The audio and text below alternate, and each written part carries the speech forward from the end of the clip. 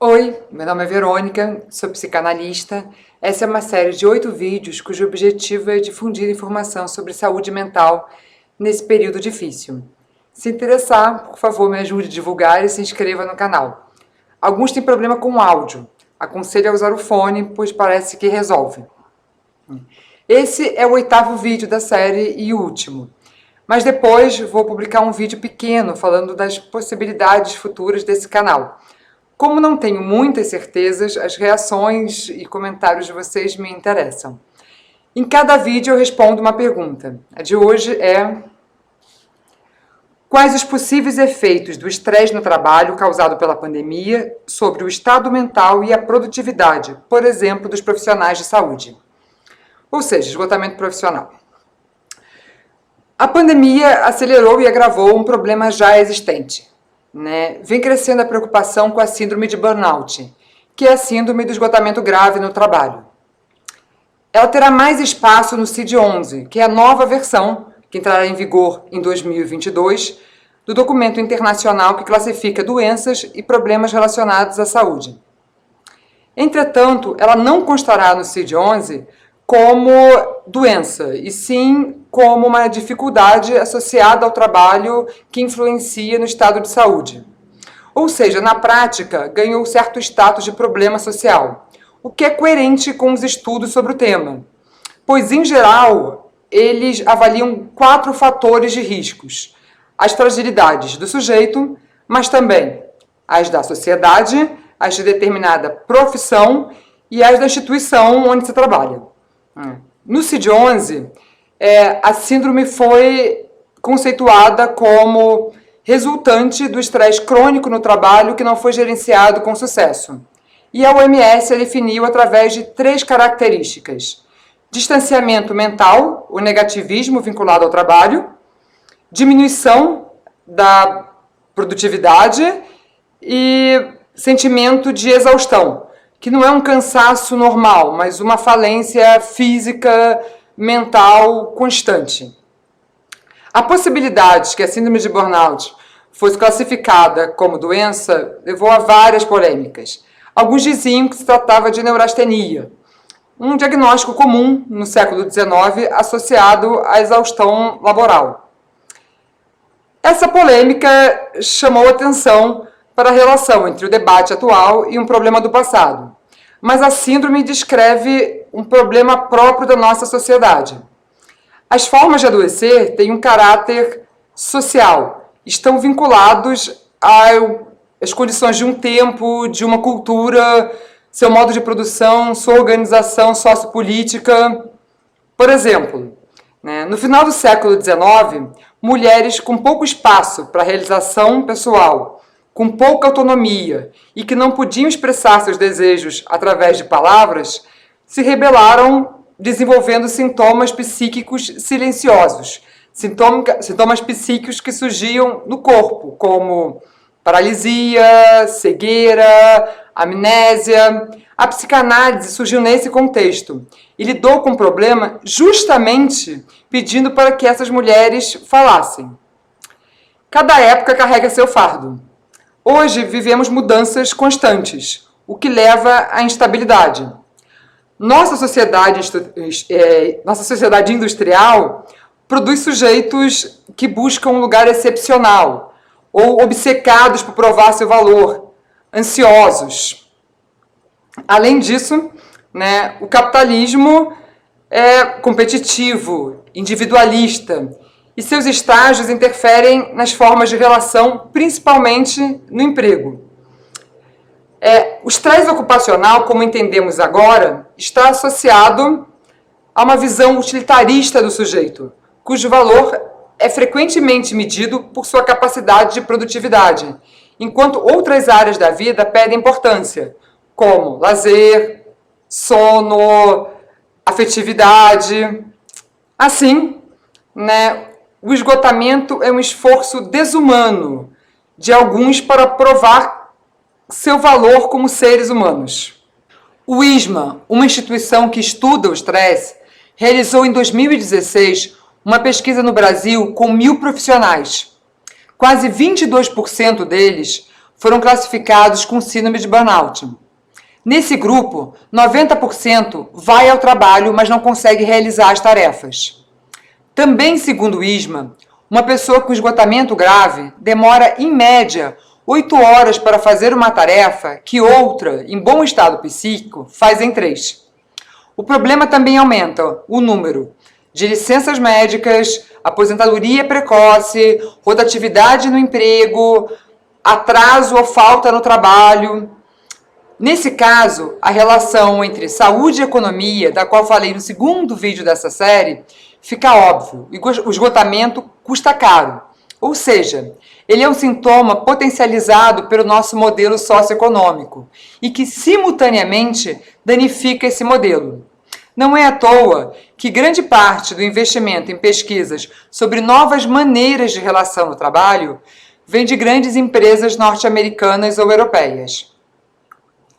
Foram encontrados índices altos de esgotamento grave no trabalho em várias profissões, como policiais, professores, executivos, bancários, jornalistas, entre outros. Entretanto, a maioria das pesquisas divulgadas foram feitas com profissionais na área de saúde. Segundo o Medscape, quase 1/3 dos médicos no mundo sofre de estafa profissional grave. Na Europa, a questão é vista como um problema de saúde pública. E veja, estou falando da situação normal, porque ainda não existem dados que levem em consideração os efeitos da pandemia. Esses índices tão altos, em parte, são explicados porque várias características das profissões da área de saúde estão associadas ao esgotamento. Muita pressão e eventos estressores constantes, lidar com sofrimento e morte, jornadas de trabalho longas por turno, exposição a situações de perigo e risco de vida. O pior é que todas essas características estão potencializadas agora, durante a pandemia. Vou falar agora das fragilidades, posturas e sintomas do indivíduo. Nesse ponto, a divergência ao falar da síndrome de burnout, em parte porque ela é apenas o auge de um processo. Mas, em linhas gerais, a evolução típica é mais ou menos a seguinte. Em consequência de grandes expectativas e exigências profissionais, um sujeito não consegue se afastar do trabalho e deixa de lado necessidades pessoais. Come mal, dorme pouco, diminui a vida social. Depois, começa a temer ser incapaz de atingir essas expectativas e exigências. Então, surgem sintomas claros de ansiedade. Nesse ponto, ele poderia rever sua relação com o trabalho, pois algo já não anda bem. Mas muitos tentam minimizar a chance de fracasso, aumentando ainda mais as autoexigências e o tempo dedicado à atividade laboral. Com pouca ou nenhuma vida social, se o cenário evolui para uma situação de frustração profissional, o indivíduo se sente derrotado, acha que não fez o suficiente, nem dentro nem fora do trabalho. Sem acreditar mais em seus objetivos, a pessoa tende a um estado de apatia, onde tudo perde a importância. Se chegamos a isso, o sujeito passa a trabalhar de forma mecânica, ineficiente, porque está exausto e já não tem concentração, interesse nem energia. Quando se instala esse estado de falta de energia e interesse, começamos a usar o termo burnout. E, se nada é feito, a depressão pode se agravar, se tornar incapacitante. E um colapso mental, emocional e físico pode marcar o que seria o ápice da síndrome de burnout.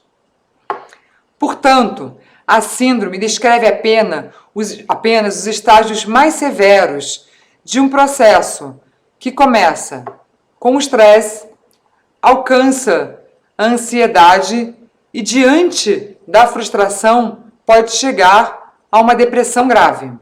Ocorre em trabalhadores que deixam de lado as outras dimensões da sua vida em nome de valores e exigências profissionais que não conseguem administrar. O esgotamento profissional descreve um processo que vai da autocobrança à autodesqualificação por não alcançar ideais profissionais. Entretanto, a sensação de fracasso só se torna insuportável por causa da comparação com os resultados esperados, do caráter existencial que esses ideais profissionais assumem para alguns na nossa sociedade e da incapacidade de ajustar as expectativas à realidade. Nem todos conseguem lidar com a frustração gerada pela distância entre o que é desejado e o que é possível em determinada circunstância. Até porque a realidade às vezes é revoltante mesmo. O estresse ocupacional sinaliza uma dificuldade, a desarmonia entre trabalho e trabalhador. E me pergunto quando se tornou normal que o trabalho que deveria propiciar saúde e satisfação seja uma fonte constante e significativa de estresse. Escuto frases como: detesto meu trabalho, sempre penso em largá-lo, mas sei que é besteira, quase ninguém gosta do que faz mesmo. Ou todo dia tomo remédio para conseguir parar de pensar no trabalho e dormir. Acho isso normal, menos quando o remédio não funciona. Como a síndrome de burnout não é uma questão apenas do indivíduo, mas também das organizações, existem fatores que são considerados patologias da instituição, pois a deixam deficiente e seu ambiente mais estressante, comprometendo a saúde dos funcionários e a qualidade dos serviços prestados. São exemplos de patologias institucionais: relacionamento ruim entre colegas, metodologia ineficiente, expectativas exigentes em ambientes de muita pressão, expectativas pouco claras em ambientes caóticos, desajuste entre tarefas e recursos disponíveis, recursos humanos ou não, falta de segurança no trabalho, comunicação institucional ineficiente, sobrecarga de trabalho, violação de princípios éticos. Além disso, também são fatores de riscos, problemas mais abrangentes que afetam toda a sociedade, como crises econômicas, mudanças políticas recorrentes, perda de garantias sociais, ameaças à democracia, uma pandemia. Tudo isso cria instabilidade, insegurança, estresse, podendo debilitar as condições de trabalho. O que descrevi causa preocupação há tempos, mas não há nada nesse quadro individual, institucional, social que não se complique numa situação onde há mais riscos e cobranças, mudanças de demanda, quebra de rotina, carência de recursos e informações, conflitos, crises mil. Um alento é que o esgotamento grave no trabalho não surge de uma hora para outra. Então, se o sujeito percebe e aceita o problema, é possível contê-lo em seus estágios iniciais. Como já disse, os profissionais de saúde já eram muito afetados pela estafa laboral e agora estão mais sobrecarregados, por isso merecem atenção. Mas o problema pode afetar qualquer trabalhador que sente grande dificuldade de adequar suas expectativas e exigências às limitações da realidade. E é bom prestar atenção, porque ainda teremos outros momentos desafiadores, por exemplo, a readaptação após o final da pandemia. É isso, espero que tenha sido útil. Se foi, por favor, me ajude a divulgar, se inscreva no canal. Esse foi o último vídeo da série, mas assista um pequeno vídeo sobre as possibilidades de futuro para o canal. Muito obrigada a todos que se inscreveram, comentaram, divulgaram, assistiram os vídeos e tchau!